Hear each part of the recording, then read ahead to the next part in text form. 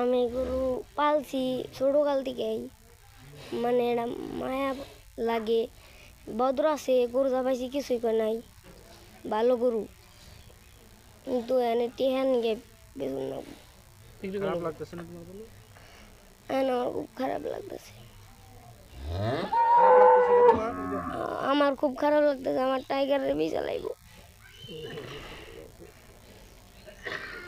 এটা পালি খুবই শান্ত, ভালো, বুকুলে যায়, যা পায় খাওয়াই, তা কিছু বলে না, খুবই শান্ত। এর উপলক্ষে পালতাছি, এখন বিক্রি করব। আসসালামু আলাইকুম, আমার নাম ইয়াসিন মিয়া, পিতার নাম মৃত ইয়াদ আলী মিয়া, বাড়ি তারটিয়া কমলাই, লাহাটিনো, দেলদর থানা। আমি বিগত 15 বছর যাবৎ গরু লালন পালন করে আসতেছি। কয়েক বছর ছোটো ছোটো তা পালছি, এবছর বড়। এই ঈদের আগের ঈদে একটা পালছিলাম, 3.5 লাখ টাকা বিক্রি করছি, আর এই বছর এটা পালতেছি। এটাই সবচেয়ে বড় আমার খামারি চলাকালীন অবস্থায়, এটাই সবচেয়ে বড়। ওজন বা মানুষে 22-23 মন পছন্দ করতেছে। এটারে খাওয়াই শুধু খালি বসি, বাচ্চায় টাইগার টাইগার করে ডাক পারে, টাইগার উঠ, টাইগার থাম, এই বাচ্চারা এই কয়। খুব শান্ত, একবারে কোনো নড়াচড়া করে না, কিন্তু ফিট ফুট কোনো কিছু খায় না, খালি এক বসি, সোনালি বসি, ওই বসি খাইয়ে খালি 2 বেলা বসি খাওয়ায়। বসি আর খের, কাঁচা ঘাস খায়।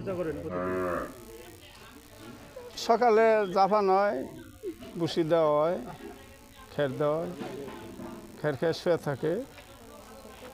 আবার আসরের পর গোসল করে আবার বসি করে খের এগুলোই খাওয়াই। এটার পিছনে আপনার প্রতিদিন কত টাকা?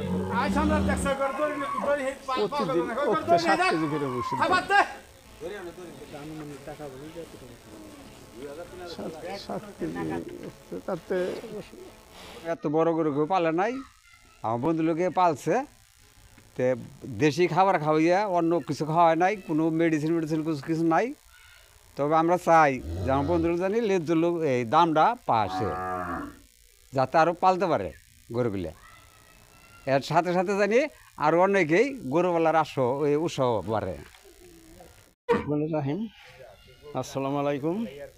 আমার এই ভাগিনা বহুদিন ধরে গরু পালে, কিন্তু আজকে এই গরুটা যে এই বছর পালতেছে, এটা খুব অনিষ্ট বড়, এই এলাকায় নাই।